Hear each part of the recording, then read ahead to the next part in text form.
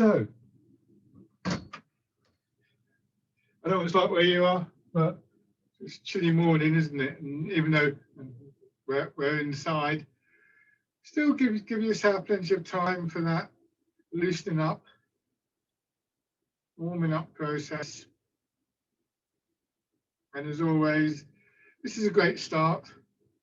Just nice and easy, weight a little bit forwards, drop your hips down. So, you begin to lose some of that sense of sort of straining around your lower back, your waist. And that allows for just a freer movement. So it's quite a difficult process because obviously your weight is everywhere, but it's the feeling of it is, if you imagine, if you're trying to hold a heavy box up above your head, your shoulders just tense up. You drop the box down, as soon as it gets below your shoulders, they lose a lot of that straining. And it's a similar kind of feeling in hips and lower back. But you're not going to be able to go straight into it. You need to sort of work out your weight, give your knees a chance to warm up, and really make sure that it's the muscles of your legs that are kind of taking the weight initially. But eventually what you want is for a sense that it's not in your legs, but rather moving through your legs. We're thinking of this in terms of it being related to the pull of gravity through your body. Then that's an ongoing thing. So in a way, the kind of problem, I suppose, with rooting down is that you can get a bit stuck in your legs. And really what we're trying to do is, where we feel that sense of being stuck, is to get some kind of release over a period of time. There's various factors involved in that. One thing that can be quite good, and this is an exercise I often do with classes in the chillier weather. I actually do this all year round myself. You just go into a little bouncing movement. I'll show you from the side what I'm doing. Can you see? Yeah, that's better. So if you watch, see how it's like I'm sort of standing on a trampoline, or I've got a sack or a bag here and I'm trying to shake the bag down. And some people find that's quite good because it sort of seems to shake the weight down. So it actually shakes up the whole of the body very gently. And I think it's a good way of getting yourself moving. Now this is part of the exercise. The next part, which you may find tricky, so don't feel you need to add it on yet, is just to be aware that your forearms are hanging quite loosely from your elbows. And so as your arm comes around, your hands swing up and down.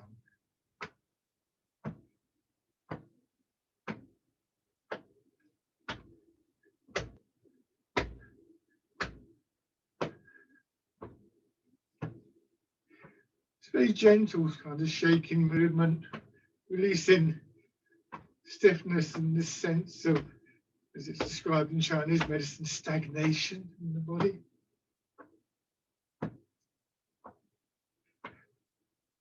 And another exercise that I just do as a standard part of my warm-up that uses these shaking movements. Again, I'll come a little bit closer so you can see, is just place your hands here. You can feel the kidneys just there, so just above the hips.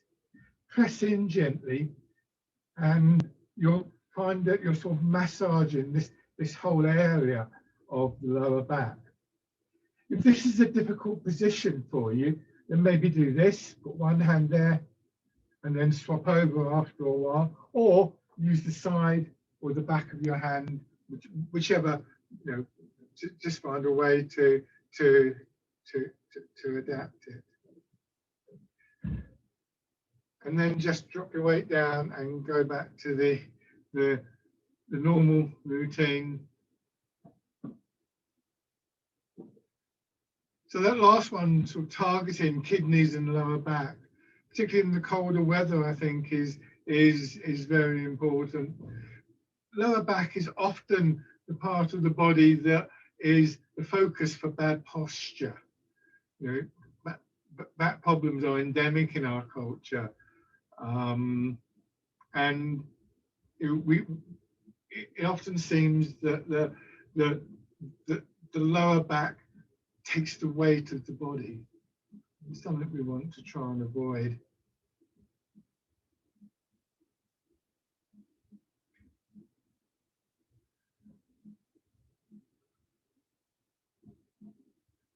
Okay, and then just let your hands drop down. So just to explain that a little bit more before we go into the exercise, what we often do is this. I'm exaggerating a bit, but you do see people doing that. And as soon as you do that, this area becomes the sort of focus for all the weight of the upper body. It's like it's bearing down on those vertebrae and muscles in the lower back. And of course, this is the old chest out, shoulders back bit. In Tai Chi, we're trying to reverse that really. You let the weight come forwards, the hips drop back, and then you get this sort of folding in, this concave type feeling in the rib cage, which feels quite, it can feel as though you're slouching to start off with, because it's the opposite of this, but this really does put a lot of strain on your back. And just rolling your weight forwards and backwards, just thinking about the spine and the back a little bit. You think about our evolution. We come from the mammals, and all mammals, apart from ourselves, spend a considerable amount of time on four legs. Even the great apes will often be leaning over in one way or another. So our back and our spine have essentially evolved to have the weight of the organs and the ribs and so on and so forth hanging from them, like something hanging from the beam of a roof, rather than as a kind of vertical support. So it's actually quite a tricky transition to go to the upright position. Hands out to your sides. So in the horizontal position, I mean, if you were to go down on your hands and your knees in one of the yoga postures or something like that that uses that, you find that your back is much softer.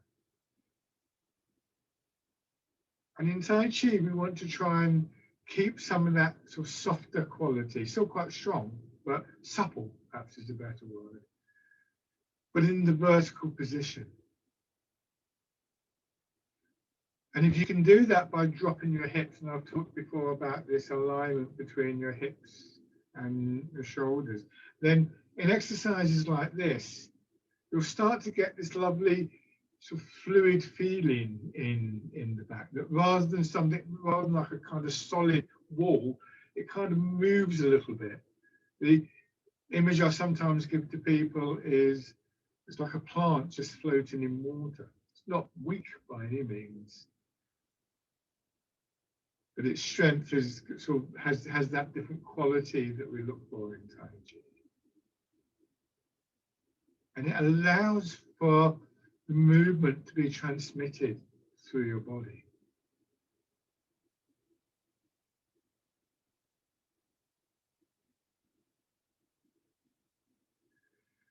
So this is a good exercise to sort of play with that idea. And sometimes I find that if I'm a bit stiff in my back in the morning or something like that, this is a good exercise. It's very straightforward, but it means I can kind of experiment a little bit, I suppose you're saying. What, do I need to do this, or am I whatever? And gradually getting that sense of movement kind of in the back. And then changing to rooting down, just sinking down as your weight settles behind the ball of your foot and pushing up. So that same fluidity in your back will allow for a kind of movement up and down your body, and that gradually expands sideways and forwards into your belly and up into your ribs and so on and so forth. So you feel the movement coming up from the ground, through your hips, into your back and your spine, and from there into the rest of the body.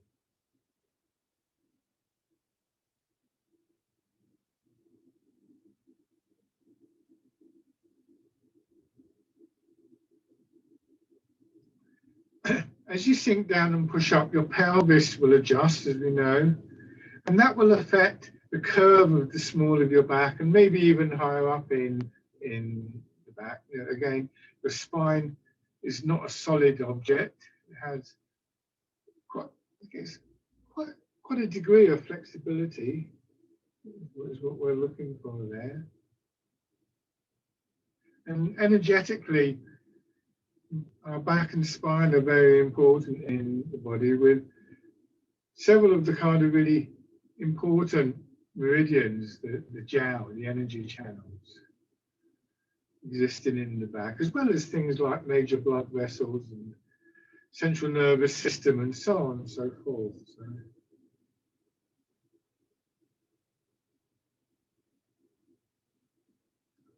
and then change into the wild goose.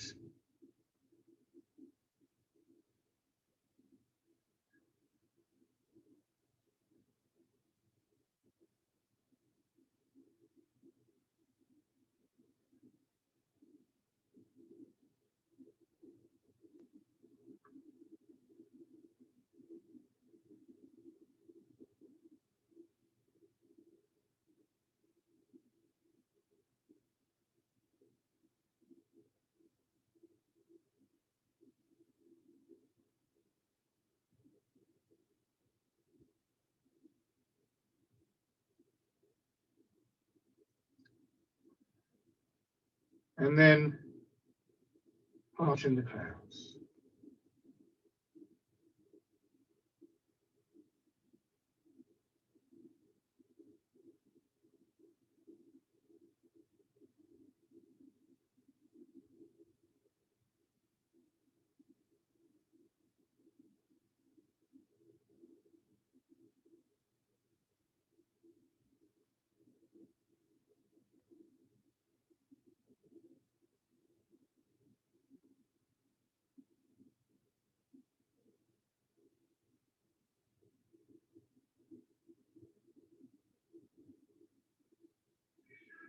So once we've got that basic movement from the ground up into our back, one way of thinking of these different exercises is that they just encourage that expansion through different sort of pathways of the upper body.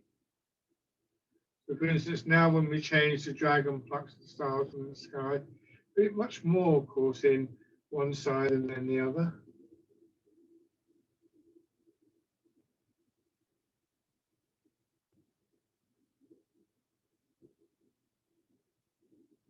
Another area to just be a little bit cautious with in the colder weather is your neck and upper back, shoulders, that kind of area. You know, if it is a bit cold, we tend to sort of hunch over, don't we? And that area can become quite tight. So when you're pushing your hand up, don't be over enthusiastic about how far your hand is going up. Look again for that very soft massaging quality and the shoulder joint and big muscle and covering essentially the upper part of your back, the trapezius muscle, very much part of this whole movement. So a sense of almost like somebody gently massaging your upper back.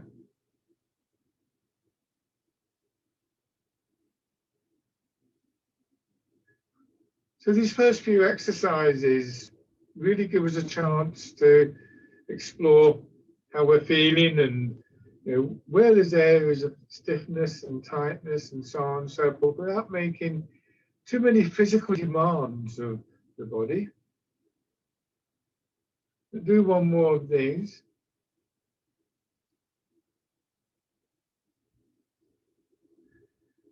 Now when we're going to make the change to pushing in 4 directions, and think quite carefully about the turning movement. First of all, we have this, the push up again, just a little above your head. Very much want to avoid the twisting of our back. It's a gentle turning.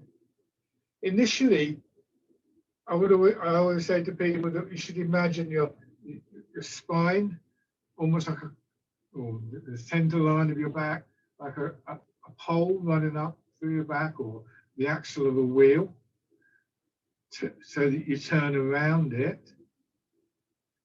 It's actually not true, but it's a useful image because it stops you really pulling on your back. So keep that very much in mind. And if after a while you notice that your spine is turning a bit more, that the vertebrae are moving a little bit independently, that's fine. You're not going to do yourself any damage with that. I don't want you to try and make that happen. But if you observe it happening, and as long as it feels comfortable, then again, that's fine. It really helps with the overall sense of movement in the back.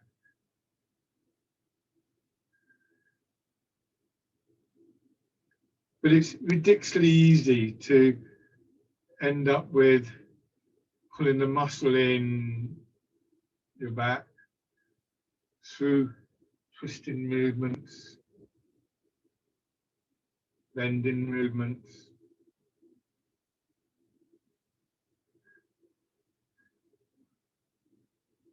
Remember to keep that feeling of your weight forwards, hips dropping back. So it's strong in your legs. Remember that when the muscles of your legs or anywhere in your body really get fatigued, they stop working. Well, they're still working, but they're not working as well. Then maybe you start to shake a little bit or whatever. So you might just need to sort of shake out. And don't wait for me to tell you to do that, because it's your legs.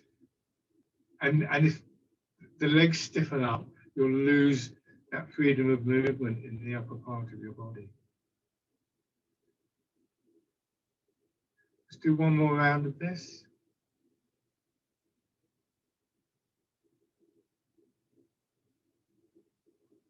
So remember, the idea is to get that sense of movement, a sense of your energy flowing freely through the body. And we move in a way, and we move in a range, have a distance that encourages that, cultivates that.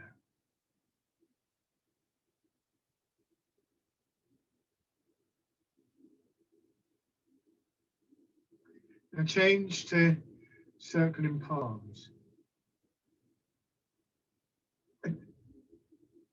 Quite a strong movement, this outward rotation of your shoulder. Again, be careful of that. It's a good movement.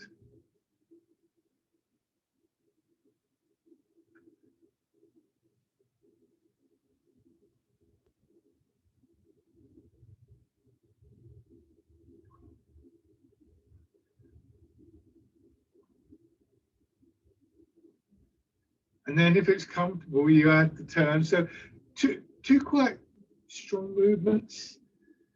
Surprisingly, you know, sometimes you might feel it on the opposite side of your turn. You might even feel a bit of a pull in your legs with this one. So again, don't get caught up on how far you have to turn. And then switching sides.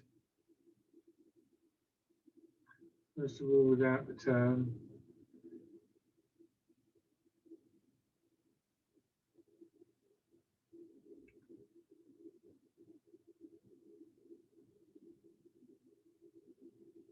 And keep sinking down.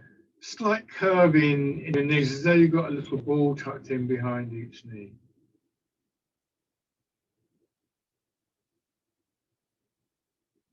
Again, if it feels comfortable, add in the turn.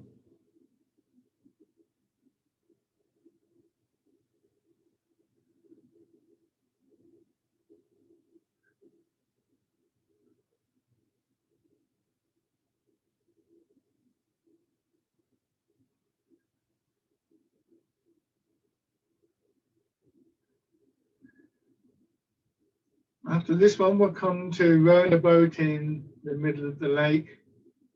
I resisted putting this exercise in to the basic sequence for quite a while because of this kind of angling forwards. You're not bending your back, you're tilting from your hips. It's quite easy to get wrong.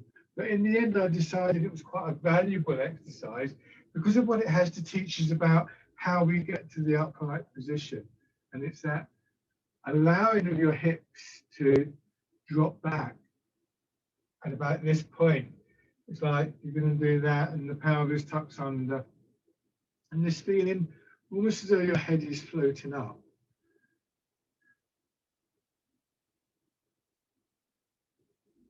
And that takes us back to this idea of the posture being one that allows us to be upright without straining.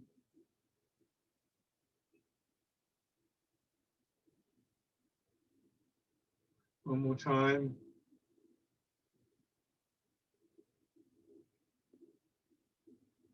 And then come to and just shake out. So that exercise and this idea of the posture very much go against how we're taught to stand. We're told to sort of hold ourselves up. If anybody's ever done any manual handling training, the golden rule is always lift with your legs, not with your back. And yet we're encouraged to lift our head, which is sort of one of the densest parts of the body and one of the most vulnerable, by straining in our back. So what we're trying to do kind of runs counter to something that we've been doing all of our lives. It's worth just bearing that in mind, because I think it is quite tricky. Don't get caught up in always thinking that it has to be big movements. Going back for a moment to circling palms, when I first came across this exercise, this one, it was done like this.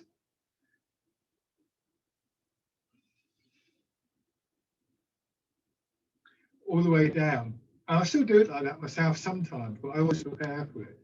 One day I was teaching a class and I had a whole class of people doing this.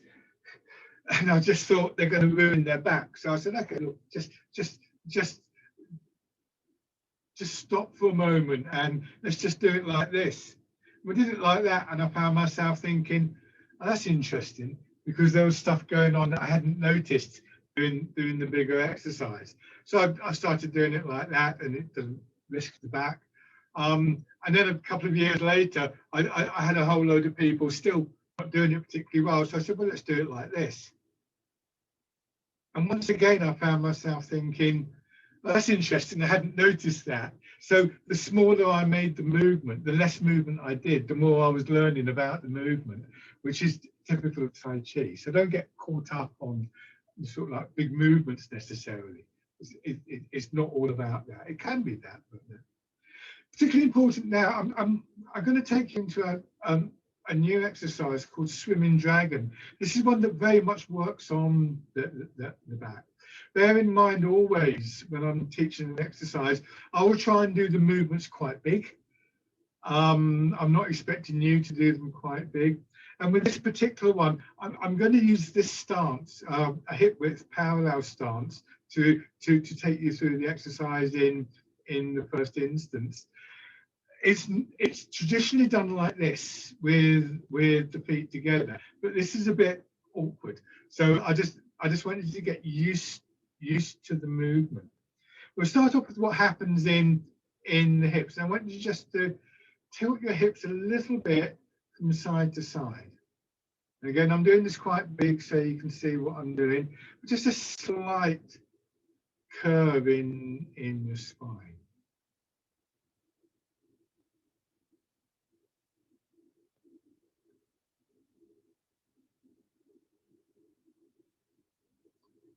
So this is quite nice.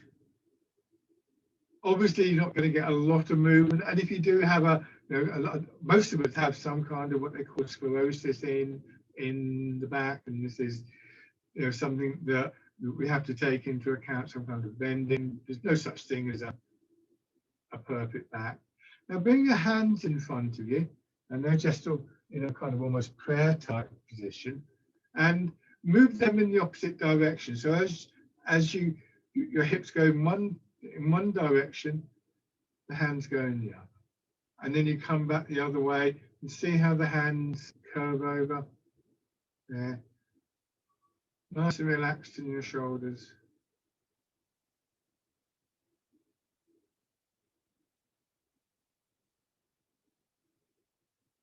As always, when I build exercises like this up, don't feel rushed into going on to the next stage. If you're standing there thinking, "Oh, that's quite tricky," then stay with this, because actually one of the things I'm finding teaching this is quite a nice movement. You don't necessarily have to do the full movement. It's the same thing I was talking about before. But what we try and do, I've talked before about the 3 Dan Shens, and it kind of involves those. You imagine 3 round balls, one here between hips and navel, one here kind of around the heart, solar plexus, and one here, throat and the head. And what you're going to do, if you just watch for the moment, I start with my hands bit below my hips. I go in one direction, and the hands go the other way. They curve over, coming over the top of that lowest ball, so just below the solar plexus to here, and then they curve over again, roughly in front of the throat. And then perhaps the most difficult of all is they go over the head to here, and then they reverse that, going down across the throat, across the solar plexus, and just below the hips. And then you just carry on from there. So try it with me, nice and easy. Maybe just do 2 circles, if that's easier for you. So this is Swimming Dragon. Well, it's almost Swimming Dragon. As I said, I've got the stance slightly different. Nice and easy and gently. A lovely movement on your back. But remember, when an exercise clearly affects a part of the body, it means it's quite strong in that part of the body. So please be careful with this. We'll do one more going down, and then we'll change direction. So when you get down here, fingers pointing down, just go the other way.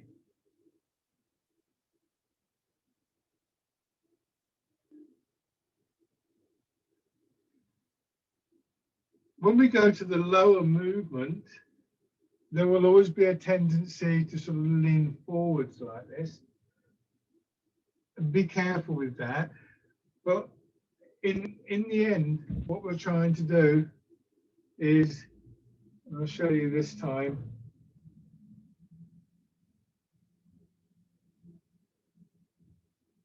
can you see I'm sort of going down a little bit more in my hips?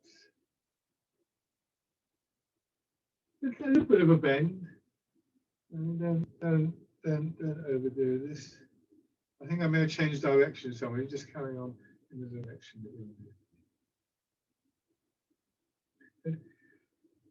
And then just straighten up and give your arms a swing. We'll come back to that as always.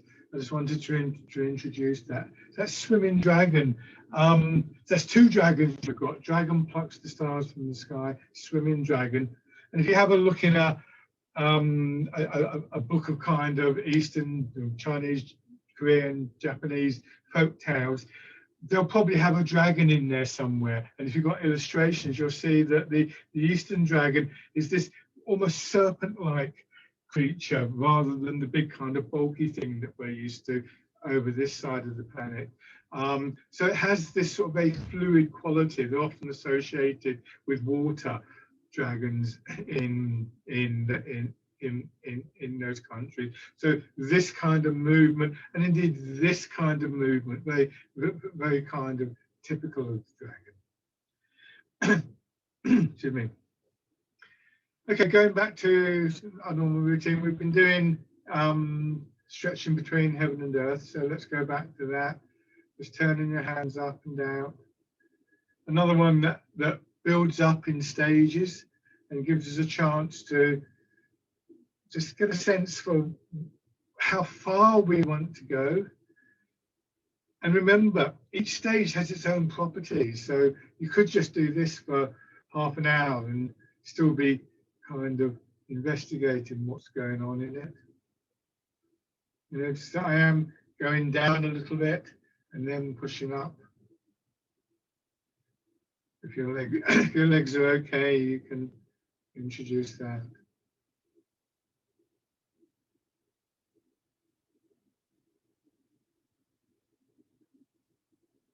Now I'm going to just move away. I'm going to take a slightly wider stance for this bit. So I move my weight into the side that's extending upwards, back to the center.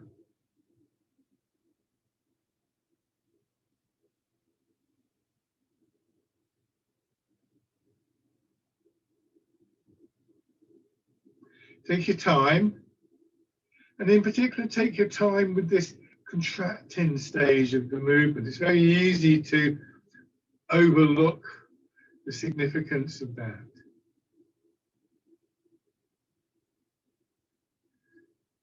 The bottom hand goes down there. You can eventually take it out there. But from here to here, it's actually quite strong. So again, you know, go very carefully with these movements.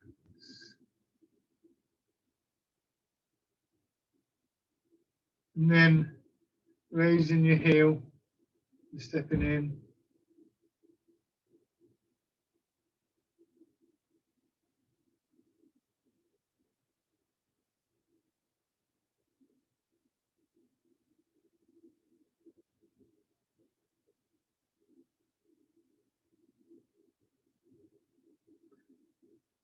And again, when you're ready, if you're ready.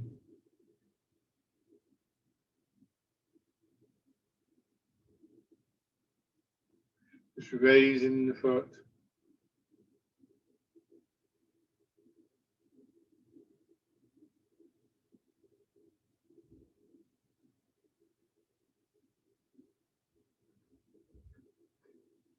Remember, particularly if you're going to try and raise the foot, if I exaggerate, really sinking down. So you've got that connection down to the ground.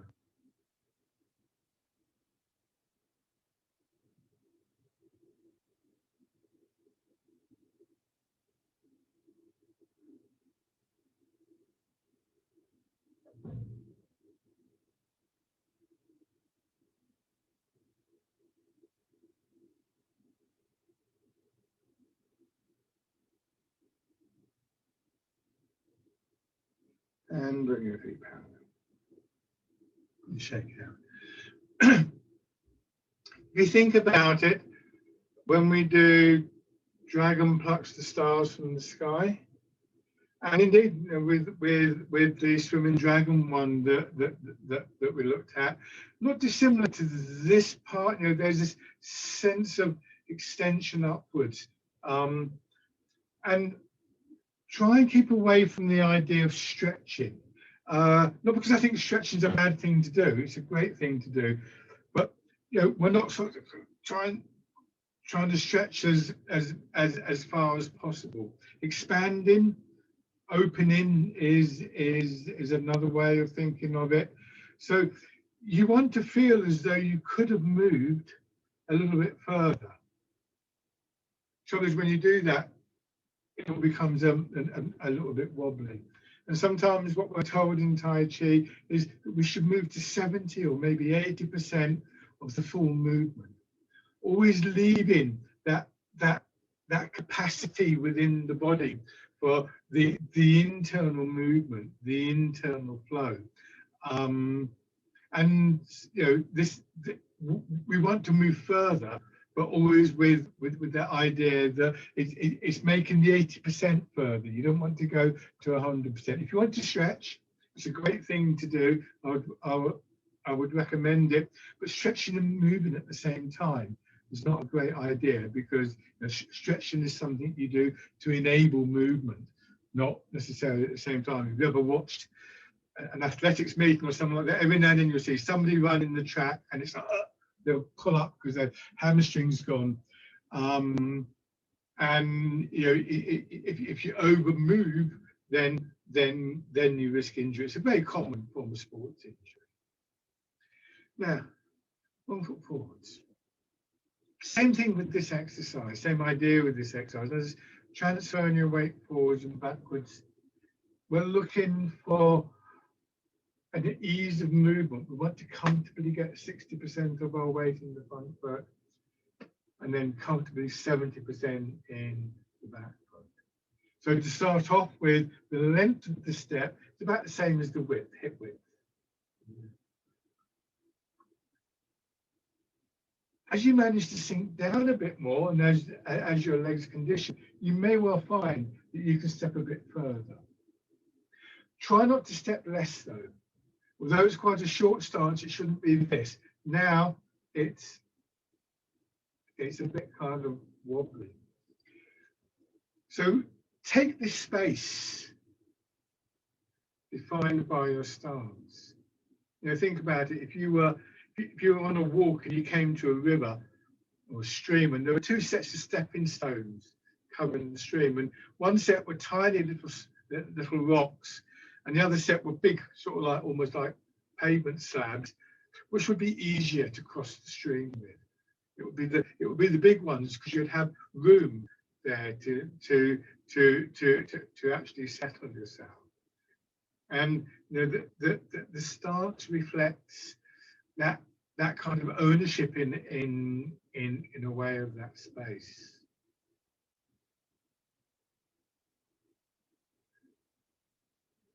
But again, we don't want to get stuck in an idea of I don't need to step further. As I say, don't make it too short. And then just raising your toes and your heel.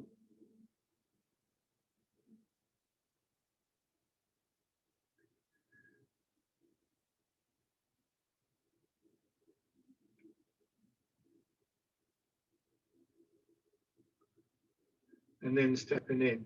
So this enables you to keep a real stability while you're moving. It's pretty slippery outside at the moment for most of us, I think. And so you will probably find yourself naturally taking slightly shorter steps rather than strides. Be sure of your ground, shall we say.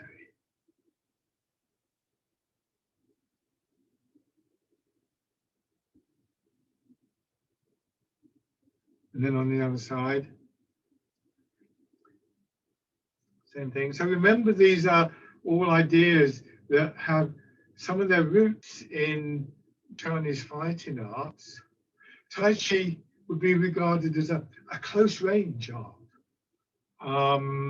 Close range means you can kind of get your hands on your opponent quite comfortably, kind of grappling art. So if that means nothing to you, then think of if you've ever watched in say the Olympics, they have taekwondo, I think, these days, and there people are taking quite long stances and they're moving around each other, not that much contact, as opposed to judo, where in judo they're in contact straight away. And Tai Chi is more like judo, so this gives you a great deal of stability if somebody's trying to move you around. I'm not suggesting you go out and try this, by the way. Just thinking about the origins of the art and the reasons for that is the stability we're interested in and the fluidity of movement. and then raising your toes and your heel. You notice I turn my front foot out slightly when I do this because it helps me to settle the weight in.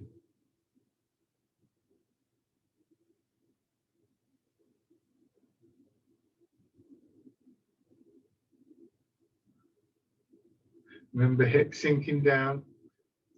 As you move forwards and backwards, can you still feel that fluidity in your back?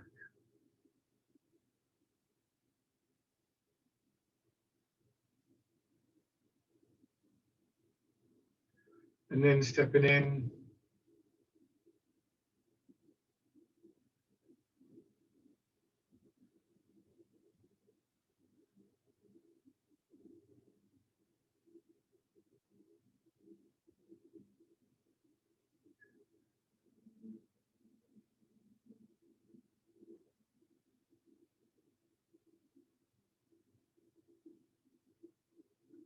And then either forwards or backwards, just taking a few steps. Heel goes down, toes. Get a sense for the ground underneath it, as though you were walking outside on the slippery pavement. You know, is your foot going to suddenly slip away? Or can you really feel that there's some contact there, traction? And then going back.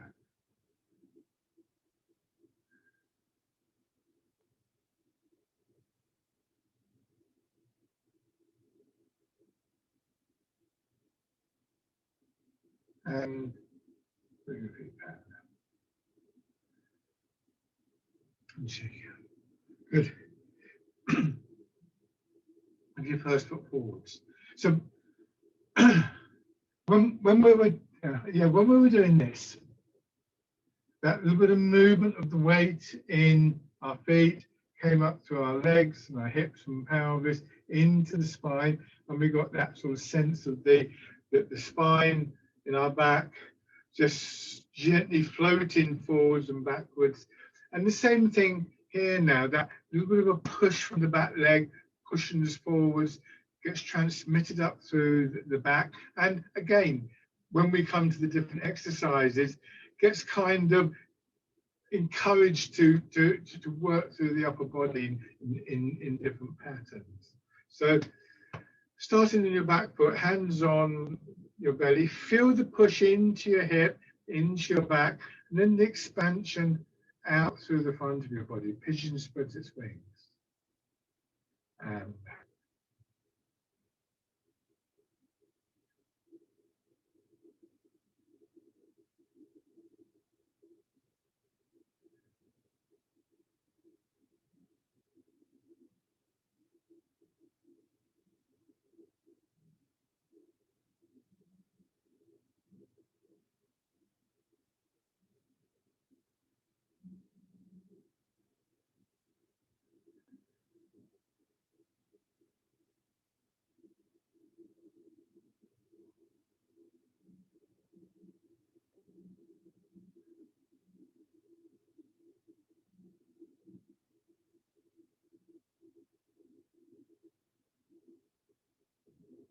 One more time.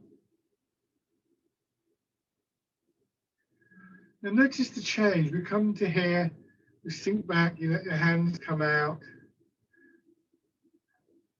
And this sort of displays that element of this middle part of our back, our spine, and that area around there. The way that I've described is like a hinge on a folding door. Your body opening out around it. There's lots of different ways that we experience the basic principles, like opening and closing and expanding and contracting. Lots of different potential pathways for the movement through our body.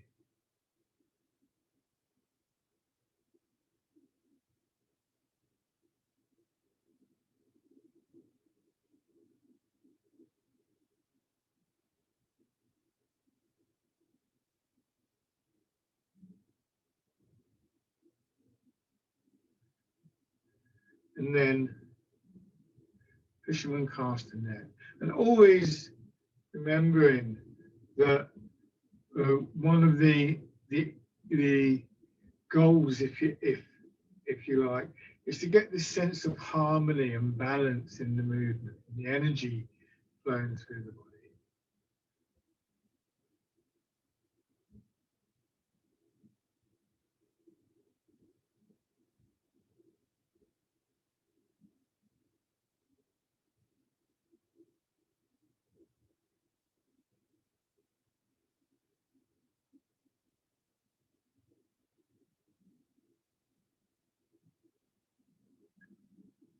One more time. And pushing away.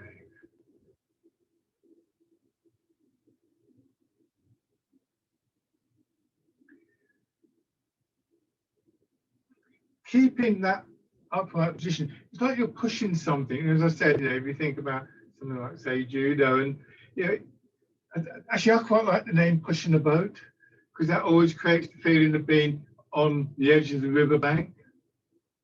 And if you're doing that, you really don't want to do this. Yeah. Coming from Cambridge, a not unknown sight is for somebody using one of the pumps on the river to kind of overextend and end up getting quite wet when they find that they can't actually get back properly on to the pump. So that upright stance keeps us stable, and the sense of the power behind the movement comes from within the body. So this time, come forward, raise your back heel and bring your foot in.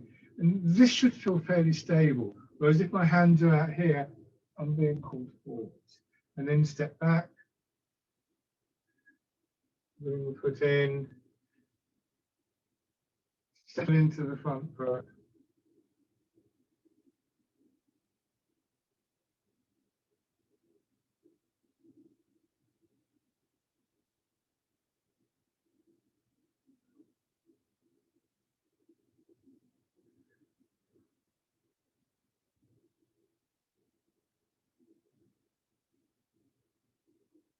Good, and shake.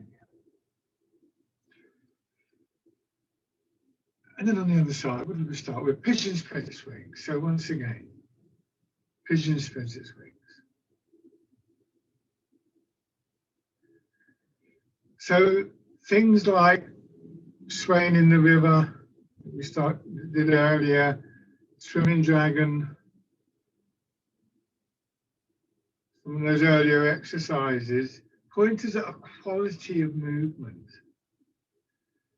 Give us a chance to reflect on that and maybe work with our posture in such a way that enhances, cultivates that movement. As the movements become more complex, it's quite hard to think about all of those details, but reminding yourself of the quality of movement that you're looking for often seems to sort of almost remind the body what it's supposed to be doing.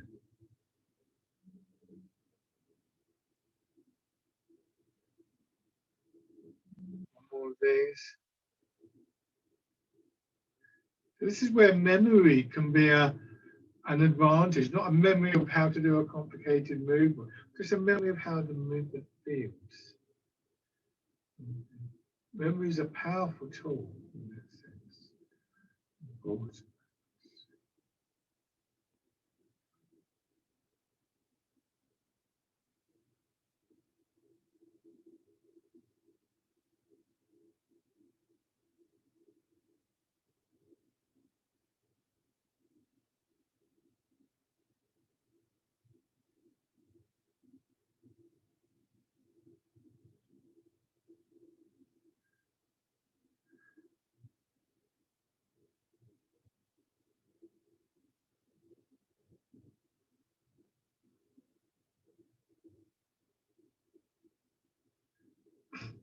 And then fisherman cast the net.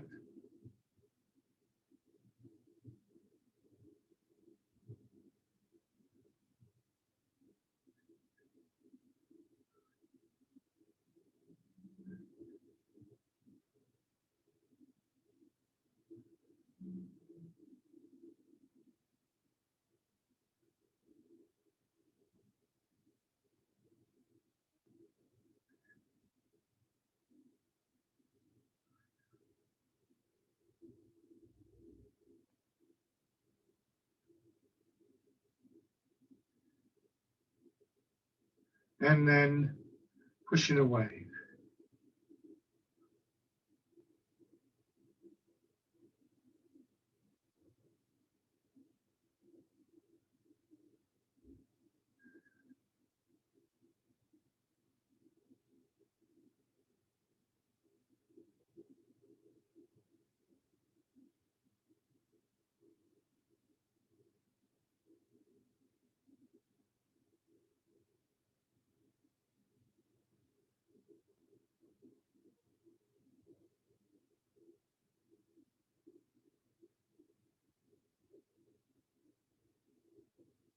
And stepping. This is obviously a kind of pulling back.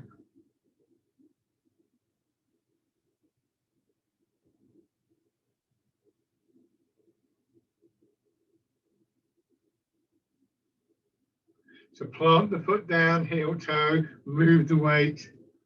And only as you start to settle in that front foot, think about bringing the back foot in. Same. The heel, it's the ball of the foot goes down first when you go backwards. Other than that, the same idea. Ball of the foot, heel. You see here, heel goes down, and as the toes go down, my hands turn forwards. And then here, as the heel goes down, my arms rotate. So you start to be able to sort of synchronize movements through the body. And then bring your feet down.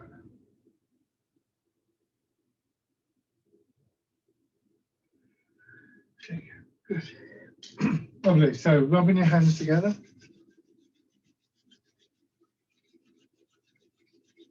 And tapping over your face.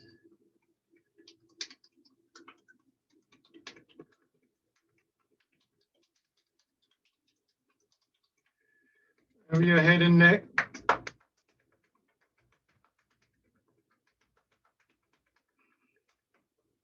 Down on the shoulder. And your arm.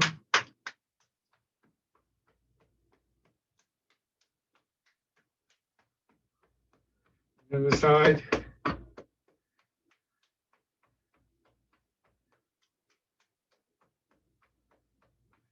Onto your back.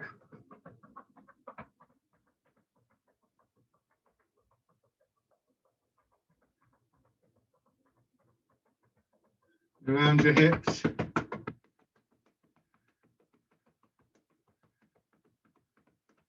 Your legs.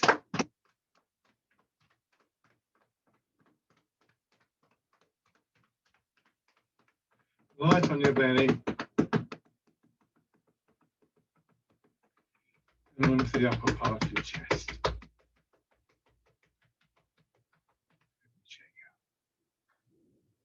Apologies to people for sending out the update on email a little bit late. It wasn't my most successful attempt at technology. I've managed to send it out at the right time to the wrong address. There you go. What I also got wrong was the date for this 4-week introduction to the 10-step form. I said it was Tuesday the 18th. It's Tuesday the 16th. So obviously not my best day for mailing out yesterday. But the 10-step form, just as a 4-week introduction, will be next Tuesday if anybody can make it, is interested.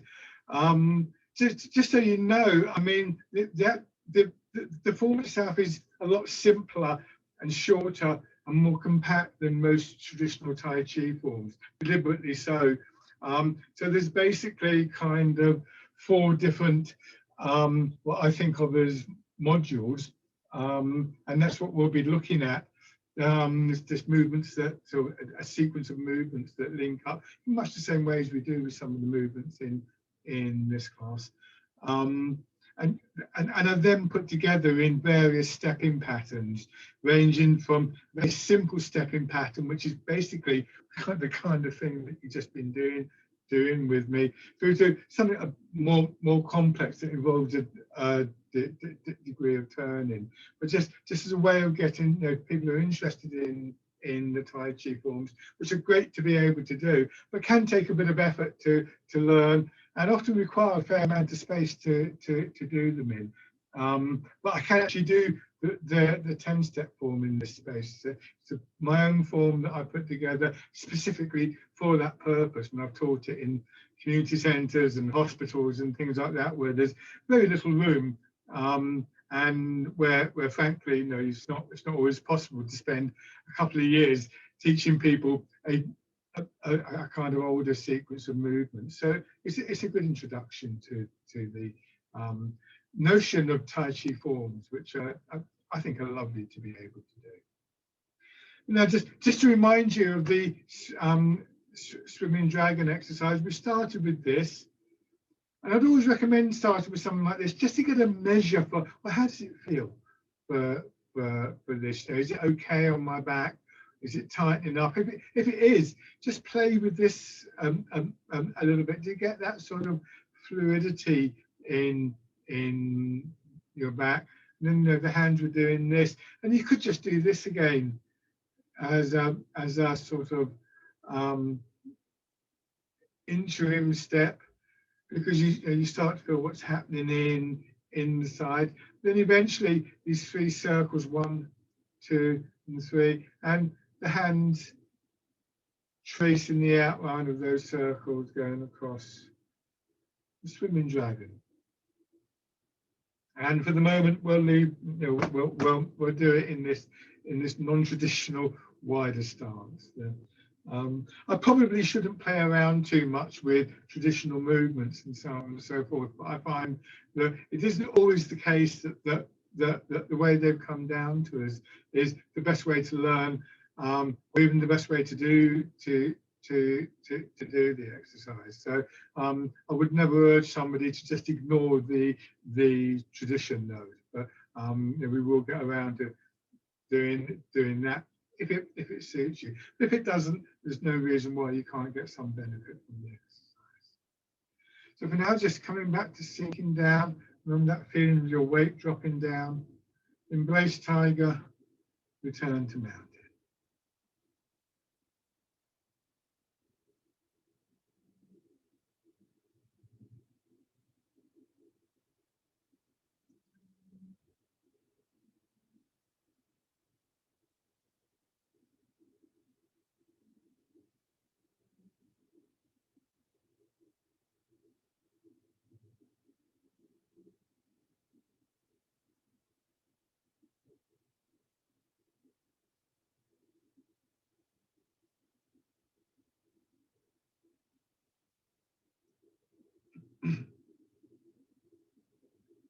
One more time.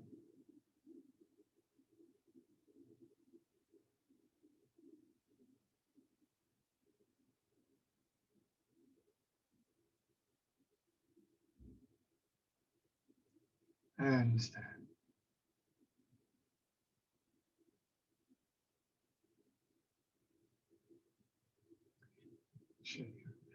Thank you very much again, people. Do take care in the colder weather, but Mike, go out and make a snowman. Hello, yes. yeah, Mike, can I just ask you, when you're doing the initial turning exercises, Thank you. 10 minutes or so in, are you aiming to Hi, rise thank you. all at the same time? And am I aiming to? Sorry, I missed that bit. Are you aiming to push up and down, to rise and fall at the same time as you're doing the turning? Yeah, I can't always see. right. You're talking about this one. Yeah. And when you're turning. No, I mean No, to start off with. No, when you're doing a turn, are you supposed to try and do that at the same time, if you like? Not in that exercise, no. No. So here I'm doing this. Yeah. I understand that. It's not the introduction. It's when you're into turning. So something like this. Yeah. Oh, right. No, in pushing, it can vary from exercise to exercise. It's not always Um, easy to so it see. depends, but with this particular one, again, I'll exaggerate. So here, I'm not actually coming up. Okay, I'm trying to stay down in that one. But if you turn too far, it will pull you up. Yeah. Yeah. There are some exercises where you could do that, but this isn't one of them. I don't find it always easy to see, given this Zoom method, as to whether No. That's well, that's right, and that's why I'd always encourage people to ask questions, because obviously, you know, to clear up points like that. The thing is, really, like with this one, that thing about coming to this position, yeah, Yeah. would take the strain off of the lower part of the back. Yeah. Yeah, so it means that this is freer. I mean, I suppose you could go down and up a bit more, but then it becomes stronger on the legs. But really, it's about being comfortable in this position as much as anything else. Okay. All right. Thank you. No problem. We're always happy to answer questions. Okay, thanks very much, everybody. Cheers, Mike. Thank you. Bye. Bye-bye.